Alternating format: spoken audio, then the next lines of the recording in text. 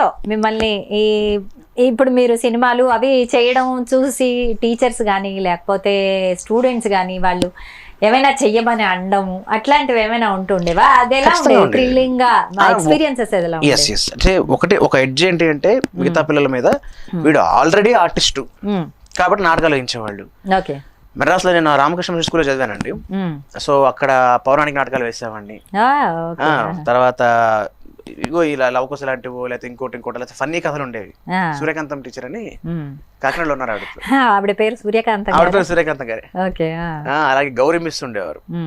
నేను ఎప్పుడు ఎల్కేజీ నుంచి చెప్తున్నా మొదలు పెట్టా కథ. దాని తర్వాత వెంకట సుబ్బారావు అనే స్కూల్లో చదివాను 2 years. తర్వాత హైదరాబాద్ వచ్చిన తర్వాత సత్యసాయి విద్యా విహార్ అని చెప్పి అక్కడ 8th 9th 10th చదివాను అనమాట. నా లైఫ్ వెరీ వెరీ సత్యసాయి బాబా గారిదా? బాబా గారు. దాంట్లో అన్ని నేర్పిస్తారు కదా, మన శ్లోకాలు లాంటివి ఇవన్నీ కూడా నేర్పిస్తారు. సో ఆ స్కూల్లో సో నా స్కూలింగ్ వరకు ఇదమ్మా. కాబట్టి స్కూల్లో ఏమైనా నాటకాలు ఉన్నా పాటలు ఉన్నా డాన్సులు ఉన్నా ఖచ్చితంగా నేను బై డిఫాల్ట్ నా పేరు ఉండేది అనమాట.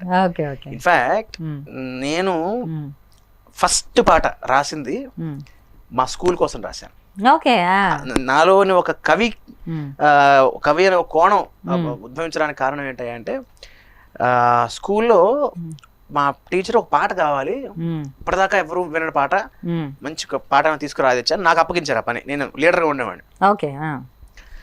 ఇది ఏ పాట చెప్పిన ఎంఎస్ లక్ష్మణ్ పాట లేకపోతే ఇంకోటి పాట చెప్తే ఇది విన్నాం కదమ్మా, ఇది కాదు ఇంకొక మంచి పాట అని.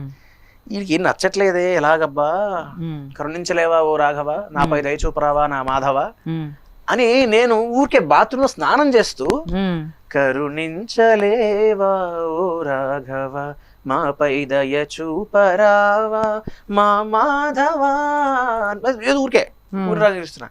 అమ్మ వంటింట్లోంచి ఇది ఎక్కడ ఈ పాట బాగుంది కదా చెప్పలేదేమిటి అంది. పాట ఏదో ఇది బాగుంది స్కీము అని చెప్పి బయటకు వచ్చి మొత్తం పాట ఏదో నాకు తోచింది రాసేసి అమ్మ ఈ పాట స్టాండర్డ్ లో ఉన్నారు అప్పుడు 9th. Very good. అమ్మా ఈ పాట ఎలా ఉంది? బానే ఉందిరా, ఎప్పుడు వినలేదు, ఇదేం పాట అంది. నేను రాశానమ్మా. నువ్వు పాట రాసావా? నిజంగా రాశాను. నేను చాలా బాగుందిరా, టీచర్ చెప్పి ఆవిడ ఒప్పుకుంటే ఇదే పాడేయచ్చు అన్నారు. ఆవిడ విన్నాక ఆవిడ చాలా బాగుంది, అది హ్యాపీగా చక్కగా పాడు అన్నారు. అంటే ఒక ఎంకరేజ్మెంట్ చూడండి. నిజంగా అంత గొప్ప సాహిత్యం ఏం కాదు నేను రాసింది, కానీ వీడిలో ఇది ఒకటి ఉంది కదా, దీన్ని కూడా ఎంకరేజ్ చేద్దామని అలా ఎంకరేజ్ చేసేసరికి.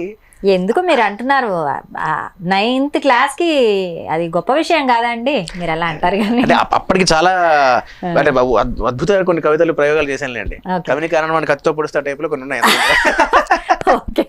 నీకు నేను నాకు నీవు ఉండగా మనకి లోకపు తోడెదుకి దండగా ఉంటాడు పైవాడు అండగా కాబట్టి ప్రతిరోజు మనకి పండగ. ముందు పదాలు రాసుకుని తర్వాత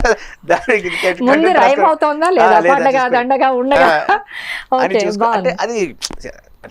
మీరు దశావతారాల గురించి కూడా రాశారని విన్నాం. అవి రెండు మా కోసం 2 పదాలు పాడండి, అవి కూడా మా ప్రేక్షకుల కోసం. తప్పకుండా అమ్మా. అది రాశాను అనడం తప్పు, ఇది పలికిడిది భాగవతం పలికించేవాడు రామభద్రుడట అన్నట్టు. అంతే, పోతన గారే అన్నారు అన్నమాట. కాబట్టి మనం అదే అనుకుందాం, మొదలెట్టండి.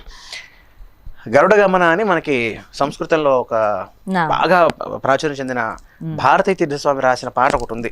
అది సంస్కృతంలో ఉంటుంది. అది నాకు బాగా నచ్చి అందరికీ బాగా నచ్చిన పాట ఇది. దీన్ని తెలుగులో ప్రయత్నం చేద్దాం, కానీ ట్రాన్స్లేషన్ చేసేంత జ్ఞానం నాకు లేదు. కాగా నాకు దశావతారం అనేది ఎప్పటి నుంచో పాట రాయాలని కోరిక. సరే ఈ ట్యూన్ బాగుంది కదా అని ఆ ట్యూన్ తీసుకున్నాను. గరుడ గమన అన్న 2 పదాలు తీసుకున్నా. ఈ ట్యూన్ అని మళ్ళీ గుర్తు చేయడం కోసం, నాకు ఇన్స్పిరేషన్ ఇది అని తెలియడం కోసం కావాలని ఆ 2 పదాలు ఉంచేసి అక్కడి నుంచి పాట మొదలెట్టాను అనమాట.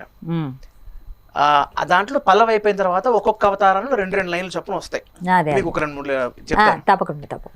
గరుడ గమనమున అరుణ కిరణముగ తరలి ధరకి దిగిరావా, గరుడ గమనమున అరుణ కిరణముగ తరలి ధరకి దిగిరావా, ఆ తరలి ధరకి దిగిరావా, నరసురహర సిరి కరి వరదా మముగని హరిదయ గొనవలదా, నరసురహర సిరి కరి వరదా మముగని హరిదయ గొనవలదా, మనువును మునులను మునిగిన నిగమములను గొని కదిలిన నావా, మనువును మునులను మునిగిన నిగమములను గొని కదిలిన నావా, ఆ చేపగరూపున నీవా.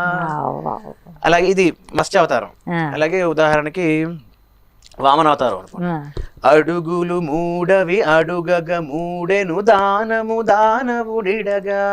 అబ్బా. అడుగులు మూడవి అడుగగ మూడెను దానము దానవుడిడగా. ఆ వామనుడై అడుగిడగా. అబ్బబ్బబ్బా. అలాగే చాలా నాకు అత్యంత ఇష్టమైన పాత్ర అవతారం రాముడిది. ఓకే. ఆ. నరుడును ఘనుడను అనఘుడు అనుఘన తను గొలిపిన కుల సోమా. నరుడును ఘనుడను అనఘుడు అనుఘన తను గొలిపిన కుల సోమ. అగణిత గుణ రఘురామ. సో ఇలాగా చాలా చాలా అద్భుతంగా ఉంది నిజంగా చెప్పాలంటే. ఎంత మంచి పదాలు, అర్థమయ్యే భాషలు ఉన్నాయి, చక్కటి పదాలు పడ్డాయి.